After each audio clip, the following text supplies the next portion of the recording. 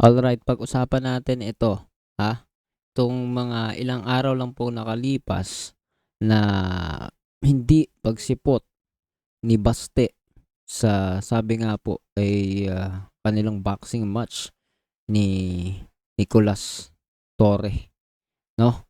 Ang ating ngayong, PNP chief, 'no? At marami makikita tayo dito na sabi nga po ay mga dahilan ni Baste bakit siya hindi sumipot.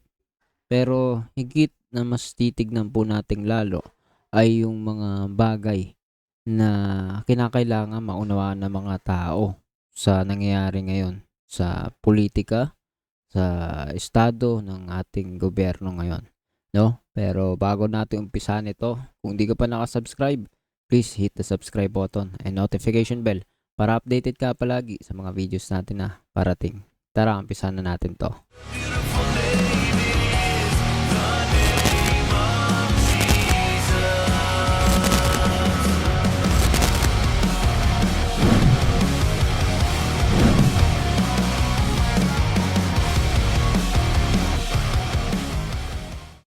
So yun nga mga tol, umpisahan na natin 'to 'no.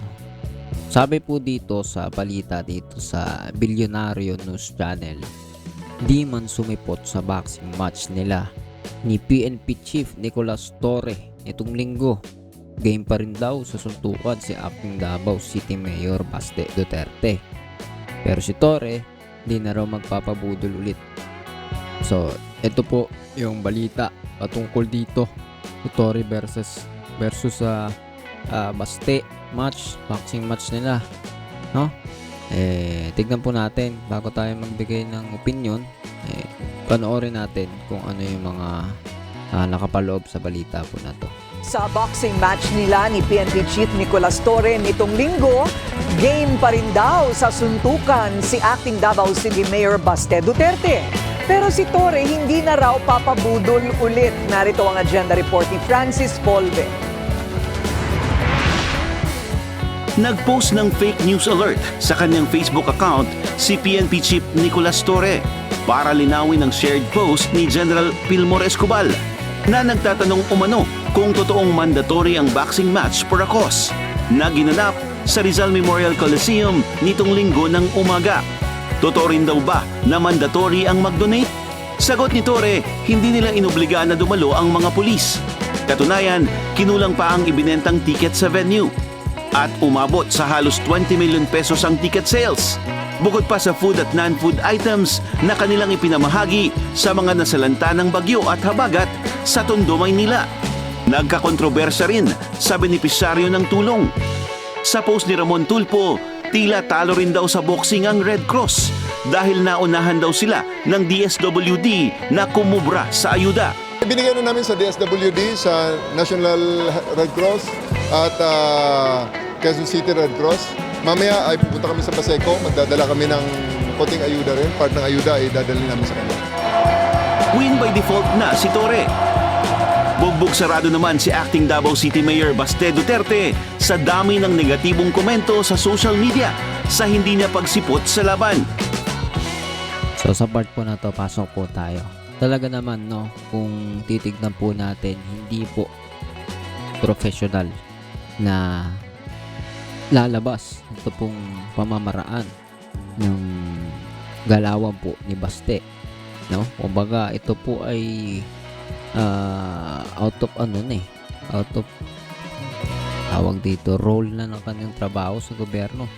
Kung siya po ay isang public official, hindi po maganda ang kanyang ipinakikita, no? Regardless kung siya po ay Duterte, para dun sa mga anti-Duterte dyan, mga pro-BBM, no? Regardless kung siya ay Duterte o ano man siya, klaseng tao, sino man siya, makikita po natin ang kanyang pagkatao ay kumbaga tila makikita mong hindi akma sa kanyang posisyon, no? Ano ba yung posisyon niya ngayon dyan? Comment down below na lang, no? Sa Davao, acting mayor siya, no?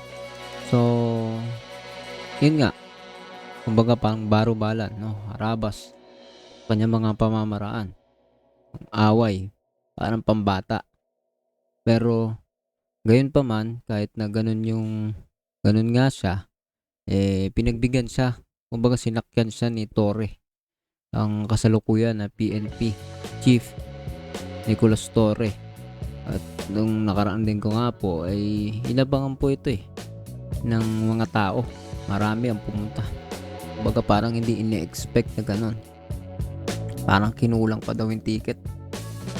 So, ang problema dito, imagine mo, paano hindi ito magiging nakakahiya?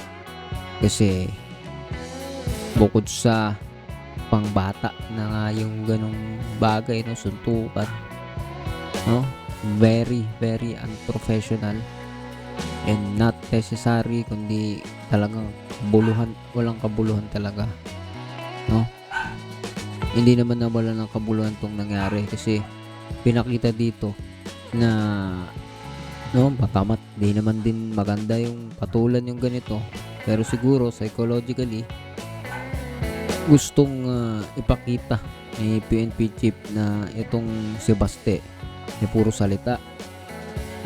Kasi noon, 'di ba, namihasa ang mga tao na makinig sa mga sinasabi po ng ating ex-president Rodrigo Duterte, tulad ng jet ski, tatanggol tayo nating bayan ng bansang Pilipinas mula sa ating mananakop na China, Ayan po yung mga naunang bagay na tapos na. Pero ngayon nakikita po natin tila, yan ang magiging opinion. Kaso niya sa mga tao, sasabihan siya na puro salita. Imagine, pambata na yung level na yun, pinatulang ka, hindi ka pa rin pala uubra kahit sa level na ganong, antas na ganong usapan. So nakakaya talaga at babatikusin ka. Ngayon, makikita mo yung kumbaga, parang fall down talaga ng Duterte. Lalo na po silang nagmumukhang ewan po dito. Tayo po, hindi po tayo anti-Duterte, hindi tayo pro BBM o kahit sinong politiko, hindi tayo panatiko. Doon tayo kung ano yung tama, supportan, kung ano yung mali, tutulan. Pagdating kasi sa mga Duterte, sila po ay solid na hindi nagpapakita ng standing, malinaw na standing. Talagang kaibigan pa po sila ng China. Yan po yung sama ng loob sa maraming mga tao. Dahil hindi tinignan ng Pilipinas ang interes ng ating bansa, kundi tila yung pabor pa ng China kanilang tinitignan. Lahat po ng yan disclaimer po dyan, pero bilang pagpapatuloy, ito po ay makikita nating isang kalugihan kay Baste at isang puntos kay PNP Chief Nicolas Torre na naman, dahil pumasa siya, whether biro yun o hindi, pumasa siya at hindi kumasa si Baste. Siya yung tagilid dito ngayon tuloy. Pero sabi nga po, hindi na mauulit ang pagpapabudol daw niya kay Baste. Hindi na mauulit to. Play nga natin. Paglilinaw ni Baste. Hindi naman kita hinamon. Sinabi ko talaga, pag nagsuntukan tayo, babubugbog kita. Hindi kita hinamon. You're just a journalist that asked you. Hindi naman pwede one-sided, di ba? Ano to Both sides. This is entertainment, you know? Pero bukod sa kondisyon na hair follicle drug test ni PBBM at mga opisyal ng pamahalaan, pwede naman daw siya ng ibang araw nang walang gloves at walang media. Tuesday, Wednesday, or any other day. Kasi mas may oras ka pa para mag-ensayo. Kasi medyo yung pagsuntok mo, pag-jab mo, nakababa ka agad yung kamay mo, kailangan nakadepensa yan sa mukha mo. Pag-jab mo, balik ka agad sa mukha, ha? So, konting advice lang, mag-ensayo ka. Pero tablado na ito kay Torre. I don't think really that there's still logic in anything that he say anymore. Parang yun nga ang credibility kasi parang, di ba, maloko mo ako ng isang beses, shame on you. Pag niloko mo ka ng 2 beses, shame on me. At kaya nga nagtataka ako anong klase yung mga supporters meron siya na alam na niloloko lang yung tao, nagpapaloko na rin lang sila. Tuwang-tuwa naman silang niloloko sila. Dagdag ni Torre, tapos na ang boxing kahapon at ang seguridad ng SONA na ang kanilang focus ngayong araw. Para sa agenda, Francis Polbe, Billionaire News Channel. Alright mga tol. So sa video na to, bago tayo magpaalam, napakahalaga po. Sabi nga ay nabanggit ni PNP Chief Nicolas Torre na yung credibility, no? Mahalaga yan eh.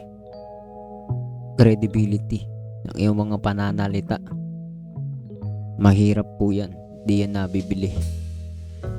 Ang credibility mo sa mga pagsasalita, diyan ka mapapatunayan kung ikaw ay isang taong karapat-dapat na pakinggan. Mahirap po yan. May pinakita po di Basti dito, no? Dahil kung sa maliliit na bagay ay wala na po doon talaga. Although mali po yun, ha? Mali ang suntukan na yan. Pero kung titignan mo logically, technically speaking, hindi siya talaga makikita na humaharap sa kanyang mga sariling hamon, kundi kondisyones ang mga ipinakita. Ibig sabihin, laro-laro lang. Sabi nga niya kanina, entertainment lang daw. So, I don't think so na ang politika na posisyon sa gobyerno, the rest, everything, ay biruan yan ngayon, lalo na ngayon.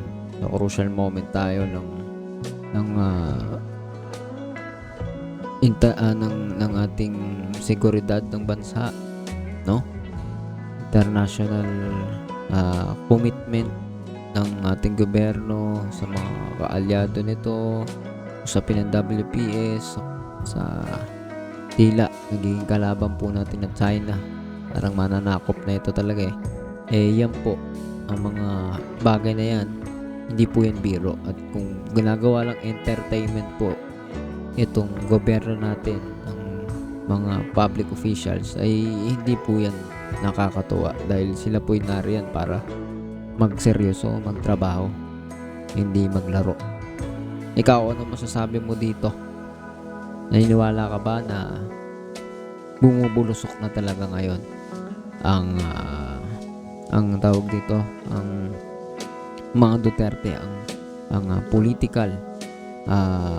political career ng mga Duterte, especially sa impeachment, no? Pagkamat nagbigay ng desisyon o opinion ng Supreme Court na sabi nga, hindi lang yan ang branches of government, diba? Alam ko 3 ang branch ng government. Sila ay sa judiciary lang. Marami po ang sangay pa ang branches ng government, at makikita na may mali nga daw po kahit sa Supreme Court. So, malaking usapin po ito, pero nakikita po natin lumalabas ang mga katotohanan habang lumalaon po yung panahon. Nakikita kung ano bang kredibilidad, kung ano ba ang dapat na tinutulungan, sinusuportahan ng mamamayang Pilipino, especially sa pag-aayos ng gobyerno ng ating bansa. Comment down below kung anong masasabi mo sa usapin nito. Tuloy natin pag-usapan yan sa comment section, and please do not forget to hit the subscribe button and notification bell para updated ka palagi sa mga videos natin, ha? Parating. See ya ulit sa susunod na video.